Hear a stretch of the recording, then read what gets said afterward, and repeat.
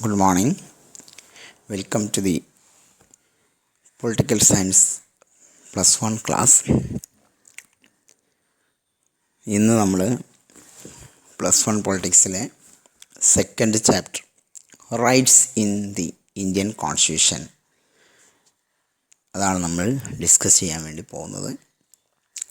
ഒന്നാമത്തെ chapter constitution how and why നമ്മൾ complete ചെയ്തു. അതിൻ്റെ യൂണിറ്റ് ടെസ്റ്റ് നമ്മൾ നടത്തി. കുഴപ്പമില്ലാത്ത ഒരു റെസ്പോൺസ് നിങ്ങളിൽ നിന്നുണ്ടായിട്ടുണ്ട്. മുഴുവൻ മാർക്ക് വാങ്ങിയ കുട്ടികളുണ്ടായിരുന്നു. ബാക്കിയുള്ളവർ തുടക്കം മുതലേ നന്നായി ശ്രദ്ധിച്ചാൽ നിങ്ങൾക്ക് മുഴുവൻ മാർക്കും വാങ്ങാൻ കഴിയുന്ന ഒരു എളുപ്പമുള്ള വിഷയമാണ് പൊളിറ്റിക്സ്. ഇന്ന് നമ്മൾ second unit rights in the Indian constitution. Today we are going to discuss about the second unit, rights in the Indian Constitution. Indian ഭരണഘടനയിലെ അവകാശങ്ങൾ എന്ന രണ്ടാമത്തെ യൂണിറ്റാണ് നമ്മളിന്ന് പ്രധാനമായും ഡിസ്കസ് ചെയ്യുന്നത്. ഇതിനകത്ത് നമ്മൾ പ്രധാനമായും 3 കാര്യങ്ങളാണ് ഇന്ന് ഡിസ്കസ് ചെയ്യുന്നത്. ഒന്നാമത്തേത് ഇമ്പോർട്ടൻസ് ഓഫ് റൈറ്റ്സ്, അവകാശങ്ങളുടെ പ്രാധാന്യം എന്താണ് എന്നതിനെക്കുറിച്ചും. രണ്ടാമത്തേത് ബിൽ ഓഫ് റൈറ്റ്സ്, അവകാശ പത്രിക എന്താണ്, അവകാശ പത്രികയും ഫണ്ടമെൻ്റൽ റൈറ്റ്സും തമ്മിലുള്ള വ്യത്യാസം എന്താണ്, differences between bill of rights and fundamental rights.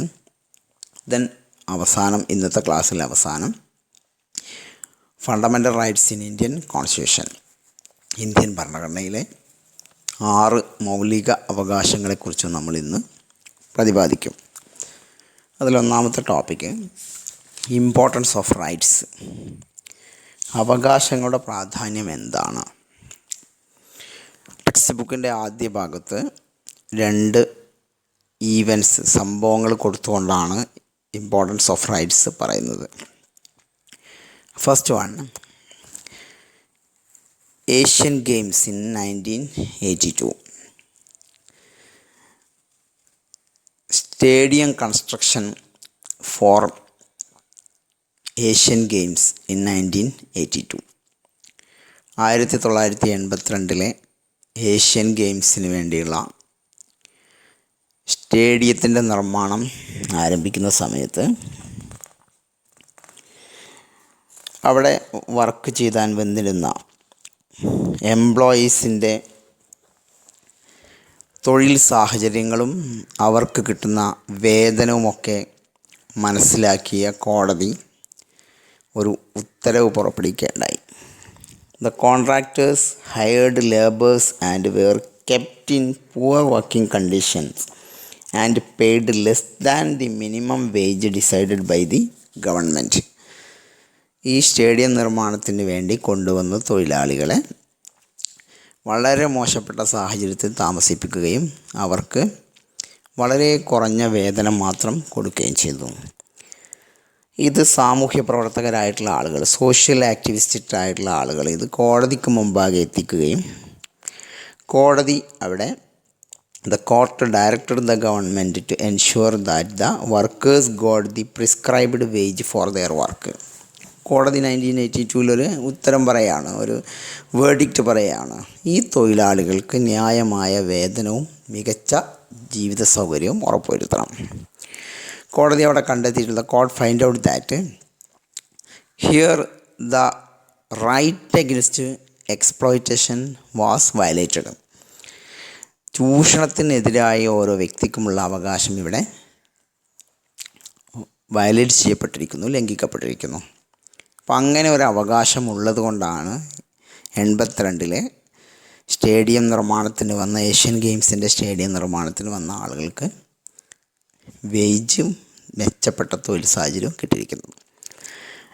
Another instance was of മച്ചാൽ ലാലൂങ് എന്ന് പറയുന്ന ഒരു യുവാവായിട്ടുള്ള മെൻ്റലി അൺഫിറ്റായിട്ടുള്ള ഒരു വ്യക്തിയുടെ അനുഭവമാണ് മറ്റൊന്ന് ടെക്സ്റ്റ് ബുക്കിൽ പറയുന്നത്. He was in a judicial custody for 54 years 54 വർഷം അദ്ദേഹം ജയിലിൽ കിടക്കുകയാണ്. അദ്ദേഹത്തെ ഒരു ഡൗട്ടിൻ്റെ പേരിൽ പോലീസ് അറസ്റ്റ് ചെയ്യുകയാണ്. ഒരു മെൻ്റൽ പേഷ്യൻ്റ് ആയതുകൊണ്ട് തന്നെ അദ്ദേഹം പ്രതികരിക്കുന്നില്ല. അപ്പം പോലീസ് അങ്ങോട്ട് ഉറപ്പിച്ചു അദ്ദേഹം തന്നെയാണ് പ്രതി. അങ്ങനെ ജയിലിലിട്ട അദ്ദേഹത്തെ പോലീസുകാർ മെൻ്റലി അൺഫിറ്റ് ആണെന്ന് കണ്ടെത്തി ഹോസ്പിറ്റലിലേക്ക് മാറ്റി. ഹോസ്പിറ്റലിൽ വർഷങ്ങളോളം ചികിത്സിച്ചു. മൊത്തം 55 വർഷം അദ്ദേഹം ജയിലിൽ പൂർത്തിയാക്കിയതിന് ശേഷമാണ് അദ്ദേഹം ജയിലിൽ നിന്ന് പോകുന്നത്. അപ്പോൾ അദ്ദേഹത്തിൻ്റെ 54 വർഷത്തെ ലൈഫാണ് ഇവിടെ നഷ്ടപ്പെട്ടിരിക്കുന്നത്. അവിടെ right to life and liberty was violated. ഇങ്ങനെയുള്ള ധാരാളം ഇൻസിഡൻസ്, സംഭവങ്ങൾ അന്നും നടക്കുന്നുണ്ട്, ഇന്നും നടക്കുന്നുണ്ട്. അപ്പം from these two events we can realise the importance of rights. അവകാശങ്ങളുടെ പ്രത്യേകതകൾ നമുക്കിവിടെ എന്ത് ചെയ്യാൻ പറ്റും? കൃത്യമായി മനസ്സിലാക്കാൻ വേണ്ടി കഴിയും. ഇനി നെക്സ്റ്റ് നമ്മൾ പറയാൻ വേണ്ടി പോകുന്നത് ബിൽ ഓഫ് റൈറ്റ്സിനെ കുറിച്ചാണ്. ബിൽ ഓഫ് റൈറ്റ്സ് ഭരണഘടനയിൽ സൂചിപ്പിച്ചിട്ടുള്ള വ്യക്തികൾക്കുള്ള അവകാശങ്ങളുടെ ഒരു പട്ടിക, list of ordinary rights in the constitution granted to the people. ജനങ്ങൾക്ക് അനുവദിച്ചു കൊടുത്തിരിക്കുന്ന അവകാശങ്ങളുടെ ഒരു കൂട്ടം, ആ അവകാശങ്ങളുടെ ഒരു പട്ടികയ്ക്ക് പറയുന്ന പേരാണ് ബിൽ ഓഫ് റൈറ്റ്സ് അല്ലെങ്കിൽ അവകാശ പത്രിക എന്ന് പറയും. ഈ അവകാശ പത്രികയും ഫണ്ടമെൻ്റൽ റൈറ്റ്സും തമ്മിൽ വ്യത്യാസമുണ്ട്. Differences between ordinary rights and fundamental rights. മൗലിക അവകാശങ്ങളും അവകാശ പത്രികയും തമ്മിലുള്ള വ്യത്യാസം. അതൊരു ക്വസ്റ്റ്യനായിട്ട് ഈ ക്ലാസ്സിൻ്റെ അവസാനം ചേർത്തിട്ടുണ്ട്. അപ്പോൾ നന്നായിട്ട് മനസ്സിലാക്കിയാൽ മാത്രമേ നമുക്ക് എഴുതാൻ പറ്റുള്ളൂ. അപ്പോൾ ആദ്യം ഇങ്ങനൊരു ചോദ്യം ചോദിച്ചാൽ what are the differences between ordinary rights and fundamental rights എന്ന ചോദ്യം വന്നാൽ അതിൻ്റെ ആൻസർ നമ്മൾ എഴുതുമ്പോൾ ആദ്യം നമ്മൾ എന്താണ് ബിൽ ഓഫ് റൈറ്റ്സ് എന്ന് പറയണം. അപ്പോൾ എന്താണ് ബിൽ ഓഫ് റൈറ്റ്സ് എന്നിപ്പോൾ നമ്മൾ പറഞ്ഞു കഴിഞ്ഞു. Every democracy become meaningful only citizens have certain rights. These rights are protected. എല്ലാ ജനാധിപത്യത്തിലും അവകാശങ്ങളുണ്ടെന്ന് പറഞ്ഞു. നമുക്കങ്ങനെ പറയാം, in all democracies the rights of citizens are listed in the constitution itself. This list of rights laid down and protected by the constitution is called bill of rights. Text ബുക്കിൽ അങ്ങനെ തന്നെ കൊടുത്തിട്ടുണ്ട്. എല്ലാ ജനാധിപത്യ രാജ്യങ്ങളിലും വ്യക്തികൾക്കുള്ള അവകാശങ്ങൾ പ്രത്യേകമായി പട്ടികപ്പെടുത്തി സംരക്ഷണം നൽകിയിരിക്കും. ഈ അവകാശങ്ങളുടെ പട്ടികയ്ക്ക് പറയുന്ന പേരാണ് ബിൽ ഓഫ് റൈറ്റ്സ്. എന്നിട്ട് വേണം നമ്മൾ ഇത് രണ്ടും തമ്മിലുള്ള വ്യത്യാസങ്ങൾ എഴുതാൻ. Differences between ordinary rights and fundamental rights. The first differences എന്ന് പറയുന്നത് ordinary rights are protected and enforced by an ordinary law. സാധാരണ അവകാശം അത് നടപ്പിലാക്കുന്നതും സംരക്ഷിക്കുന്നതും ഒരു സാധാരണ നിയമത്തിലൂടെ മാത്രമാണ്. ഇപ്പോൾ ഇന്നലെയും നമ്മുടെ പാർലമെൻറ്റിൽ ഒരുപാട് നിയമങ്ങൾ, കാർഷിക ബില്ല്, അതേപോലെ തൊഴിൽ നിയമമൊക്കെ പാസ്സാക്കിയതായി നമ്മൾ പത്രത്തിൽ വായിച്ചു. അതൊരു സാധാരണ നിയമമാണ്. അവിടെ പാർലമെൻറ്റ് കൂടുന്നു, ഒരു വോട്ടെടുപ്പ് നടക്കുന്നു, സിമ്പിൾ മെജോറിറ്റി അനുസരിച്ച്, അതൊക്കെ നമ്മൾ പിന്നീട് പഠിക്കും. അപ്പോൾ ഇങ്ങനെയുള്ള സാധാരണ നിയമം അനുസരിച്ചുള്ള സംരക്ഷണം മാത്രമാണ് ഏത് നിയമത്തിനുണ്ടാവുക? സാധാരണ അവകാശങ്ങൾക്ക് സാധാരണ നിയമത്തിൻ്റെ സംരക്ഷണം മാത്രമേ ഉണ്ടാവുകയുള്ളൂ. അതാണ് ഒന്നാമത്തെ വ്യത്യാസം. ഇനി രണ്ടാമത്തെ വ്യത്യാസം, ഒന്നാമത്തെ സാധാരണ നിയമവുമായി ബന്ധപ്പെട്ട കാര്യം. ഇനി രണ്ടാമത്തെ സാധാരണ നിയമത്തിൻ്റെ പ്രത്യേകത എന്ന് പറയുന്നത് an ordinary rights can be changed by an ordinary law making process. അപ്പോൾ ഇന്ന് ഒരു സാധാരണ നിയമനിർമ്മാണത്തിലൂടെ സാധാരണ അവകാശങ്ങളിൽ മാറ്റം വരുത്താം. അപ്പോൾ ഇന്ന് നമുക്കുള്ള ഒരവകാശം നാളെ വേണമെങ്കിൽ മന്ത്രിസഭയ്ക്ക്, പാർലമെൻറ്റിന് എളുപ്പത്തിൽ എന്ത് ചെയ്യാം? അതിൽ മാറ്റം വരുത്താം. ഇപ്പോൾ ഇന്നത്തെ പത്രം വായിച്ചാൽ അറിയാം, വിദേശ രാജ്യങ്ങളിൽ നിന്ന് ഇവിടുത്തെ പല ചാരിറ്റബിൾ സൊസൈറ്റീസും സംഭാവനകൾ സ്വീകരിച്ചിരുന്നു, ഡൊണേഷൻസ്, റിലീഫ് ഫണ്ടുകൾ സ്വീകരിച്ചിരുന്നു. ഇപ്പം ഇന്നലെ അത് എന്ത് ചെയ്തു, റദ്ദ് ചെയ്തു പാർലമെൻറ്റ്. അപ്പോൾ ഇന്ന് മുതൽ ആ അവകാശമില്ല എന്നതുപോലെ ഒരു ഓർഡിനറി റൈറ്റ്സിന്, ഒരു സാധാരണ അവകാശത്തിന് എപ്പോൾ വേണമെങ്കിലും പാർലമെൻറ്റ് എന്ത് ചെയ്യാം, അത് മാറ്റം വരുത്താം എന്നുള്ളതാണ്. ഇത് രണ്ടുമാണ് ബിൽ ഓഫ് റൈറ്റ്സിൻ്റെ പ്രത്യേകത. ഇനി നമുക്ക് മൗലിക അവകാശങ്ങളുടെ കാര്യം പരിശോധിക്കാം. Fundamental rights are guaranteed by the constitution. മൗലിക അവകാശങ്ങൾക്ക് ഭരണഘടനയുടെ പിൻബലമാണുള്ളത്. അത് ഭരണഘടന specially, constitution specially enlisted and protected. അവിടെ ഭരണഘടനയുടെ സംരക്ഷണമുള്ള നിയമങ്ങളാണ് മൗലിക അവകാശങ്ങൾ എന്ന് പറയുന്നത്. എന്നാൽ ബിൽ ഓഫ് റൈറ്റ്സിന് ഓർഡിനറി ലോയുടെ സാധാരണ നിയമത്തിൻ്റെ സംരക്ഷണം മാത്രമാണ് ഉള്ളത്. ഇനി രണ്ടാമത്തെ നോക്കൂ. Fundamental rights can be changed by only amending the constitution. ഭരണഘടനയിൽ മാറ്റം വരുത്തിക്കൊണ്ടല്ലാതെ, ഭരണഘടനയിൽ മാറ്റം വരുത്തണമെങ്കിൽ സാധാരണ നിയമം ഉണ്ടാക്കുന്ന പോലെ ചെയ്യാൻ കഴിയില്ല. അത് ഒരു കോംപ്ലിക്കേറ്റഡ് ആയിട്ടുള്ള പ്രൊസീജിയറാണ്, പാർലമെൻറ്റ് തന്നെയാണ് ചെയ്യുന്നത്. അപ്പോൾ ഈ ഭരണഘടനയിൽ മാറ്റം വരുത്തി മാത്രമേ ഫണ്ടമെൻ്റൽ റൈറ്റ്സിൽ എന്തെങ്കിലും മാറ്റങ്ങൾ വരുത്താൻ കഴിയുകയുള്ളൂ. ഞാൻ പറഞ്ഞു, ഇന്ന് നിങ്ങൾ ആൻസർ ചെയ്യേണ്ട ഒരു ചോദ്യമാണ്, what are the differences between bill of rights and fundamental rights. അപ്പോൾ ആദ്യം നമ്മൾ എന്താണ് ബിൽ ഓഫ് റൈറ്റ്സ് എന്ന് പറയണം, പിന്നെ അത് തമ്മിലുള്ള വ്യത്യാസങ്ങളും പറയണം. അതാണ് നമ്മൾ ഈ ഒരു സ്ലൈഡ് നോക്കിയാൽ നിങ്ങൾക്കത് മനസ്സിലാവും. സ്ലൈഡിൽ അതേപോലെ എഴുതി വെക്കുകയല്ല വേണ്ടത്, ക്ലാസ് കേട്ടതിന് ശേഷം വേണമെങ്കിൽ റിപ്പീറ്റ് ചെയ്ത് കേട്ടതിന് ശേഷം അതിൻ്റെ നോട്ട് തയ്യാറാക്കുക എന്നുള്ളതാണ്. Next, fundamental rights in Indian constitution. Indian ഭരണഘടനയിലെ മൗലിക അവകാശങ്ങളെക്കുറിച്ചാണ് ഇനി നമുക്ക് പറയാനുള്ളത്. It was related to Nehru Committee report in 1922.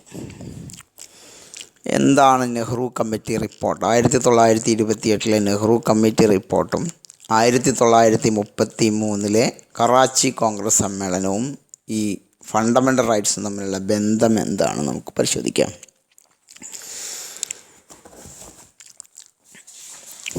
Nehru committee റിപ്പോർട്ടിൻ്റെ അടിസ്ഥാനത്തിലാണ് മൗലിക അവകാശങ്ങൾ നമ്മുടെ ഭരണഘടനയുടെ ഭാഗമായി വന്നിട്ടുള്ളത്. ഇന്ത്യയിൽ നടപ്പിലാക്കേണ്ട ഭരണഘടനാ പരിഷ്കാരങ്ങളെക്കുറിച്ച് പഠിച്ച് അതിൻ്റെ റിപ്പോർട്ട് സമർപ്പിക്കാൻ 1927 ബ്രിട്ടീഷ് ഗവൺമെൻറ് സൈമൺ കമ്മീഷനെ നിയമിച്ചു. The British government appointed the Simon Commission in 1927 to study the constitutional reform to be introduced in India. ഈ സൈമൺ കമ്മീഷനിലെ എല്ലാ അംഗങ്ങളും ഇംഗ്ലീഷുകാരായിരുന്നു. ഇന്ത്യക്ക് വേണ്ടിയുള്ള നിയമങ്ങൾ പഠിക്കാൻ ഏൽപ്പിച്ച കമ്മീഷനിലെ എല്ലാ അംഗങ്ങളും ഇംഗ്ലീഷുകാരായിരുന്നു. As all the members of the commission were Englishmen and not a single Indian member was included in it, all political parties including the Congress boycotted it. അപ്പോൾ എന്താണ് സംഭവം? ഇന്ത്യക്ക് വേണ്ടി പഠിക്കാൻ നിയോഗിക്കപ്പെട്ട സൈമൺ കമ്മീഷനിൽ ഒറ്റ ഇന്ത്യക്കാരൻ പോലും ഇല്ലാത്തത് കൊണ്ട് അന്നത്തെ എല്ലാ പാർട്ടികളും അതിനെതിരെ എന്ത് ചെയ്തു? പ്രതിഷേധിച്ചു. പ്രതിഷേധിക്കുക മാത്രമല്ല അവർ ചെയ്തത്, അവർ ഈ കമ്മീഷനെ ബഹിഷ്കരിച്ചു. എന്നിട്ട് അവർ ചെയ്തത്, സൈമൺ കമ്മീഷനെതിരെയുള്ള പ്രതിഷേധം ആളിപ്പടർന്നപ്പോൾ എല്ലാവരും അംഗീകരിക്കപ്പെടുന്ന ഒരു ഭരണഘടന തയ്യാറാക്കാൻ ഇന്ത്യക്കാർ മോത്തിലാൽ നെഹ്റുവിൻ്റെ അധ്യക്ഷതയിൽ ഒരു ഉപകമ്മിറ്റിയെ നിയോഗിക്കുകയും 1928 ഓഗസ്റ്റിൽ നെഹ്റു കമ്മിറ്റി റിപ്പോർട്ട് സമർപ്പിക്കുകയും ചെയ്തു. ഇത് നെഹ്റു റിപ്പോർട്ട് എന്ന പേരിലാണ് അറിയപ്പെടുന്നത്. അപ്പോൾ ഇവർ ഈ സൈമൺ കമ്മീഷനോടുള്ള പ്രതിഷേധം രേഖപ്പെടുത്താൻ വേണ്ടി ഇന്ത്യയിൽ തന്നെ ഒരു കമ്മീഷൻ രൂപീകരിച്ചു. ആരായിരുന്നു അതിൻ്റെ ചെയർമാൻ? മോത്തിലാൽ നെഹ്റു ആയിരുന്നു. As protest against the Simon Commission spread like wildfire, the government of India appointed a subcommittee headed by Motilal Nehru to frame a constitution accepted to all. The committee submitted its report in August 1928. This is known as the Nehru report. ഇതാണ് Nehru report എന്ന് പറയുന്നത്. It was approved by the Congress session in 1933, Karachi Congress session of 1933. ഈ Nehru report 1933 കറാച്ചിയിൽ, ഇന്നത്തെ പാകിസ്ഥാനിലെ കറാച്ചിയിൽ വെച്ച് നടന്ന, അന്ന് ഇന്ത്യയും പാകിസ്ഥാനും എല്ലാം ചേർന്ന ഒറ്റ രാജ്യമാണല്ലോ, അവിടെ വെച്ച് നടന്ന കോൺഗ്രസിൻ്റെ സമ്മേളനം അംഗീകരിക്കുകയും ചെയ്തു. ആസ് എ റിസൾട്ട്, ഇതിൻ്റെയൊക്കെ ഫലമായിട്ടാണ് when the constitution was framed, fundamental rights enlisted in our constitution. ഇതിൻ്റെയൊക്കെ ഭാഗമായിട്ടാണ് നമ്മുടെ ഭരണഘടനയിൽ മൗലിക അവകാശങ്ങൾ ഉണ്ടാകുന്നത്. ഭരണഘടനയിലെ 3-ാം ഭാഗത്ത് ആർട്ടിക്കിൾ 12 മുതൽ 35 വരെയാണ് മൗലിക അവകാശങ്ങളെക്കുറിച്ച് പറയുന്നത്. The constitution of India part 3 provides for 6 categories of fundamental rights. 6 മൗലിക അവകാശങ്ങൾ ഭരണഘടനയുടെ 3-ാം ഭാഗത്ത് അനുച്ഛേദം 12 മുതൽ 35 വരെയുള്ള ഭാഗത്താണ് മൗലിക അവകാശങ്ങളെക്കുറിച്ച് പറയുന്നത്. ഇവിടെ നമ്മൾ ഈ മൗലിക അവകാശങ്ങളുടെ പേരുകൾ ഇന്ന് തന്നെ ബൈഹാർട്ടായിട്ട് പഠിക്കണം. നമ്മൾ ചെറിയ ക്ലാസ്സിലൊക്കെ നിങ്ങൾ പഠിച്ചിട്ടുള്ളതാണ്. Let us discuss which are the major fundamental rights. ഒന്നാമത്തേത് സമത്വത്തിനുള്ള അവകാശം, റൈറ്റ് ടു ഇക്വാളിറ്റി. അതിൻ്റെ ആർട്ടിക്കിൾ കൂടി നമ്മൾ പഠിക്കണം. Article 14 to 18. First one, right to equality, സമത്വത്തിനുള്ള അവകാശം. എന്താണ് ഈ അവകാശം എന്നൊക്കെ നമ്മൾ ഇറ്റ് വിൽ എക്സ്പ്ലെയിൻ ലേറ്റർ. നമ്മളത് പിന്നീട് പഠിക്കും. ഇപ്പോൾ അതിൻ്റെ പേര് നമ്മൾ നന്നായിട്ട് പഠിക്കണം. രണ്ടാമത്തേത് റൈറ്റ് ടു ഫ്രീഡം, സ്വാതന്ത്ര്യത്തിനുള്ള അവകാശം. റൈറ്റ് ടു ഫ്രീഡം ആർട്ടിക്കിൾ എത്രയാണ്? 19, 22. Third one, right against exploitation, ചൂഷണത്തിനെതിരെയുള്ള അവകാശം. Right against exploitation 23 and 24. Next one, right to freedom of religion, മതസ്വാതന്ത്ര്യത്തിനുള്ള അവകാശം. Right to freedom of religion article 25, 28. അഞ്ചാമത്തത് cultural and educational rights. Cultural and educational rights, സാംസ്കാരികവും വിദ്യാഭ്യാസപരവുമായ അവകാശം. Article 29 and 30. Sixth one, right to constitutional remedies, ഭരണഘടനാപരമായ പരിഹാരത്തിനുള്ള അവകാശം. ഭരണഘടനാപരമായ പരിഹാരത്തിനുള്ള അവകാശം. Article 30 to 35. ഇത് നമ്മുടെ പൊളിറ്റിക്കൽ സയൻസിൻ്റെ ബേസാണെന്ന് നമുക്ക് പറയാം. അതുകൊണ്ട് ഇന്ന് തന്നെ സാധാരണ ക്ലാസ് ഉണ്ടെങ്കിൽ നമ്മൾ ചെയ്യാറുള്ളത് മുഴുവൻ കുട്ടികളെയും ക്ലാസ്സിൽ ഇത് പഠിച്ചതിന് ശേഷം മാത്രമേ നമ്മൾ ക്ലാസ്സിൽ ഇരുത്താറുള്ളൂ. അതുകൊണ്ട് തന്നെ ക്ലാസ് ഉണ്ട് എന്ന ഒരു ധാരണയിൽ തന്നെ ഷുവറായിട്ട് ഇന്ന് തന്നെ യു മസ്റ്റ് ലേൺ ഇറ്റ്. വളരെ ഈസി ആയിട്ട് പറയാൻ പറ്റണം. Right to equality, right to freedom, right against exploitation, right to freedom of religion, cultural and educational right, right to constitutional remedy. Article number സഹിതം കൃത്യമായിട്ട് ഇന്ന് തന്നെ നമ്മളിത് പഠിക്കണം. ഇതിൻ്റെ കൂടെ ആഡ് ചെയ്യേണ്ട ഒരു കാര്യം, നേരത്തെ സ്വത്തവകാശം ഒരു ഭരണഘടനാ അവകാശമായിരുന്നു. Right to property was a fundamental right under the constitution. അത് ഭരണഘടനയുടെ 44-ാം ഭേദഗതി പ്രകാരം 1979 അത് മൗലിക അവകാശങ്ങളിൽ നിന്ന് എടുത്തൊഴിവാക്കി. എന്നിട്ട് അതിനെ ഒരു ആർട്ടിക്കിൾ 300A പ്രകാരമുള്ള ഒരു ഓർഡിനറി റൈറ്റ്സ് ആക്കിയിട്ടാണ് ഭരണഘടനയിൽ ഇപ്പോൾ അവകാശം നിലനിൽക്കുന്നത്. അപ്പോൾ ഇവിടെ ഒരു ചോദ്യം പലപ്പോഴും വരാറുണ്ട്, ഏതാണ് ഭരണഘടനയിൽ നിന്ന് എടുത്തൊഴിവാക്കി? Which right was taken away from the constitution? When did it was taken? ഇങ്ങനെയുള്ള ചോദ്യങ്ങളൊക്കെ വരാറുണ്ട്. അത് കൃത്യമായി നമ്മൾ പഠിക്കണം. Right to property was a fundamental right under constitution. The 44th Amendment Act in 1979 deleted this right. Presently it is a legal right under Article 300A. അപ്പോൾ ഒരു question ഇന്ന് നമ്മൾ തരുന്ന രണ്ടാമത്തെ ക്വസ്റ്റ്യൻ എന്ന് പറയുന്നത് write about the fundamental rights in Indian constitution എന്നതാണ്. അപ്പോൾ അവിടെ നിങ്ങൾ ഭരണഘടനയുടെ ഏത് ഭാഗത്ത് ഏത് പാർട്ടിലെ എത്ര ആർട്ടിക്കിൾ മുതൽ എന്ന ഇൻട്രൊഡക്ഷൻ എഴുതിയിട്ട് ഈ 6 മൗലിക അവകാശങ്ങളും എഴുതിയിട്ട് അവസാനം ഈ ഒരു കാര്യം കൂടി എഴുതണം. റൈറ്റ് ടു പ്രോപ്പർട്ടിയെക്കുറിച്ചുള്ള കാര്യം കൂടി എഴുതിയിട്ട് അത് ഇന്ന് തന്നെ നോട്ട് എഴുതിയിട്ട് എനിക്ക് അയച്ചു തരിക. ഇന്ന് തന്നെ അത് ബൈ ഹാർട്ടായിട്ട് മനസ്സിലാക്കിയിട്ട് പഠിക്കുകയും ചെയ്യുക. എന്തെങ്കിലും ഡൗട്ട്സ് ഉണ്ടെങ്കിൽ വോയിസിലൂടെ എന്നോട് ചോദിക്കുക. അപ്പോൾ ഇന്നത്തെ ക്ലാസ് ഇവിടെ അവസാനിക്കുകയാണ്. ഇനി നിങ്ങൾ answer the following questions.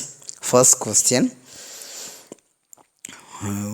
What is bill of rights? What are the differences between bill of rights and fundamental rights? What are the differences between an ordinary right and fundamental right? എന്താണ് അവകാശപത്രിക? അവകാശപത്രികയും മൗലിക അവകാശങ്ങളും തമ്മിലുള്ള വ്യത്യാസങ്ങൾ എന്തെല്ലാം? Second question, right about the fundamental rights in Indian constitution. Indian ഭരണഘടനയിലെ മൗലിക അവകാശങ്ങളെക്കുറിച്ച് വിശദീകരിക്കുക. അപ്പോൾ ഇത് നോട്ട് എഴുതണം. എല്ലാവരും ഇന്ന് തന്നെ എഴുതി പഠിക്കുക. Thank you for watching this video. Have A nice day.